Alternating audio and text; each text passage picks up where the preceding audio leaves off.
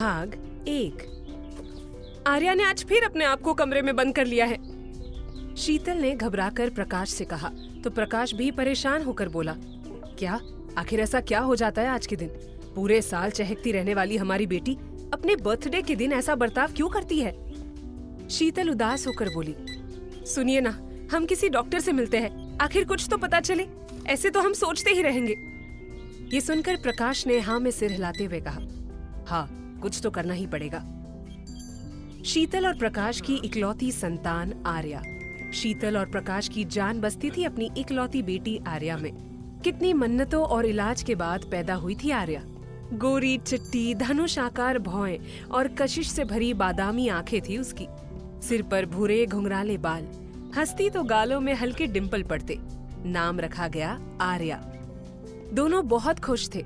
सब कुछ भूलकर वो उस पर अपना प्यार लुटाने लगे। लेकिन पिछले कई सालों से वो ठीक जन्मदिन वाली रात खुद को अपने कमरे में बंद कर लेती थी और अगली सुबह खुद ही बाहर आ जाती। फिर कई दिन इतनी उदास रहती जैसे कुछ बहुत बड़ा हुआ हो, कुछ बहुत अजीब हुआ हो। शीतल और प्रकाश के लाख पूछने पर भी उसने इसके पीछे की वजह नहीं बताई थी, और बताती भी कैसे? बात थी ही इतनी अजीब। आज आर्या पूरे 18 साल की हो गई थी। बच्ची नहीं थी अब वो। डिनर के बाद उसने अपने आप को कमरे में बंद कर लिया और खुद से बोली, हर साल मैं पूरी रात जागने की कोशिश करती हूँ, लेकिन आंख लग ही जाती है। लेकिन आज नहीं, मैं एक पल के लिए भी नहीं सोऊंगी। आर्या बेड पर लेट गई और चादर ओढ़कर आंखें बंद कर ली। वो इस तरह लेटी थी कि कोई भी देखता तो यही सोचता कि वो गहरी नींद में डूबी हुई है। रात के 12 बज चुके थे।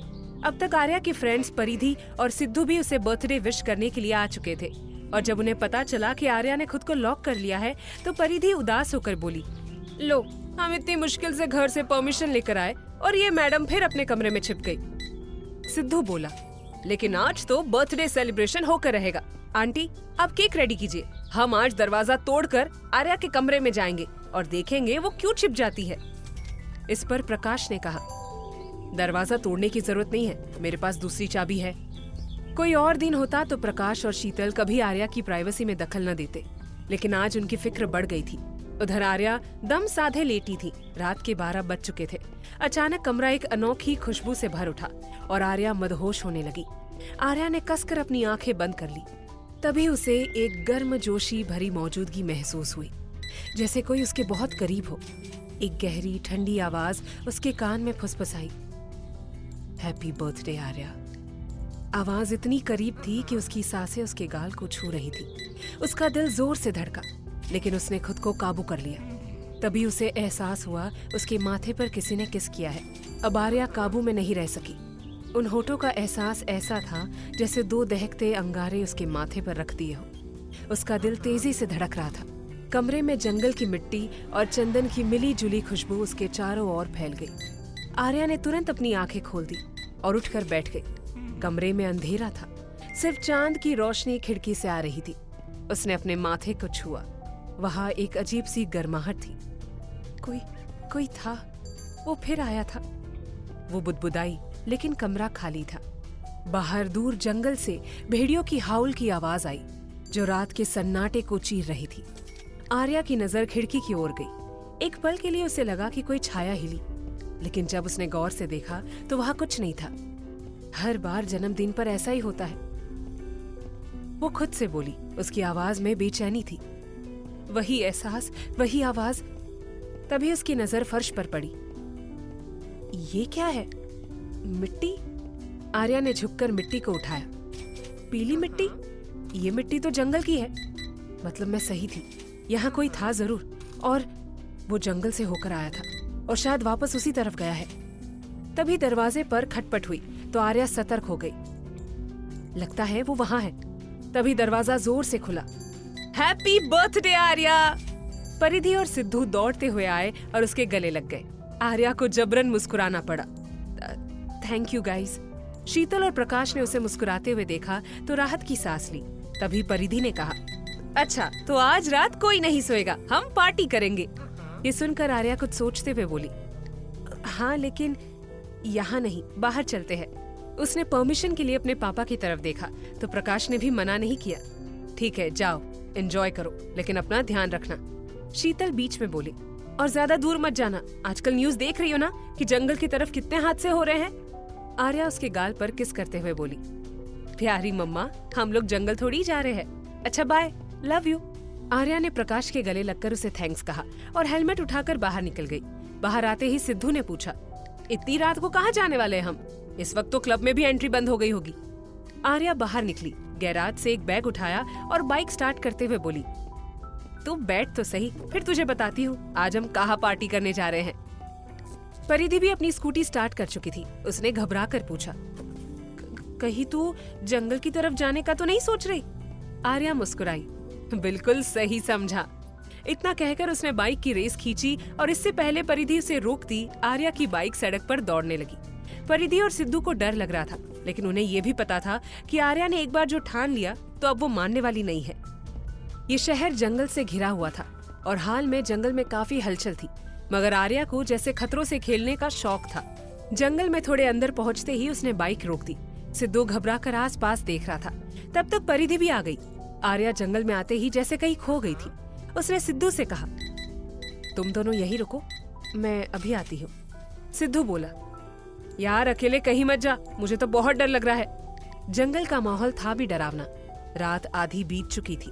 ऊंचे ऊंचे पेड़ों से चांदनी छन कर आ रही थी और आसपास रात में घूमने वाले जंगली जानवरों की आवाजें और ज्यादा रहस्यमय माहौल बना रही थी। तभी आर्या ने बैग सिद्धू की तरफ फेंका और बोली, ये ले, टेंट लगा और आराम से छिपकर बैठ। सिद्धू ने बैग कैच कर लिया। आर्या यहाँ वहाँ देख रही थी। उसके मन में एक स्ट्रॉन्ग फीलिंग थी कि जंगल में कोई राज छिपा हुआ है। आर्या ने जैसे ही एक कदम आगे बढ़ाया, परिधि ने फिर पूछा, आर्या सच बता, कोई प्रॉब्लम है क्या तुझे? पहले तो खुद को कमरे में बंद कर लिया और अब यहाँ जंगल में। तू एकदम अनप्रेडिक्टेबल है। आर्या जैसे किसी सोच में गुम थी। तभी आर्या को फिर वही खुशबू आई।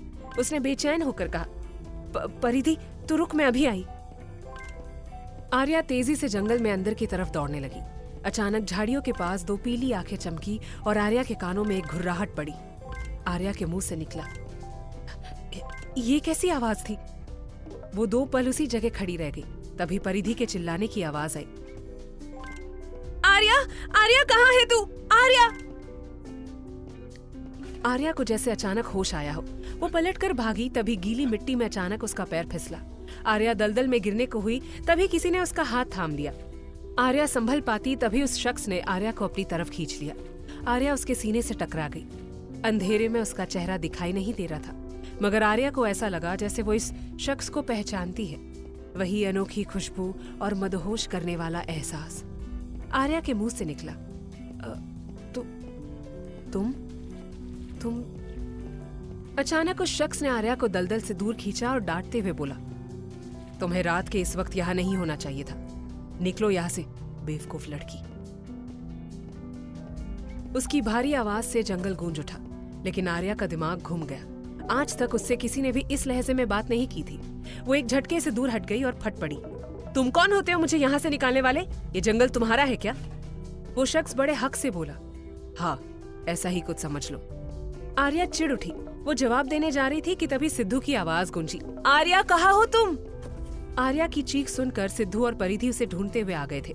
सिद्धू ने टॉर्च की रोशनी आर्या की तरफ फेंकी। परिधि दौड़कर उसके पास आ गई और उसने घबरा कर पूछा, तू ठीक है ना? हमने तेरी चीख सुनी। आर्या गुस्से भरे आवाज में बोली, मैं बिल्कुल ठीक हूँ, लेकिन लगता है कुछ लोग। कहते कहते आर्या ने पलट कर देखा तो वो शख्स जा चुका था। आर्या ने परिधि के हाथ से फोन छीना और टॉर्च की रोशनी में यहाँ वहाँ देखने लगी, मगर वहाँ कोई नहीं था। परिधि ने पूछा, क्या हुआ? किसे ढूंढ रही है?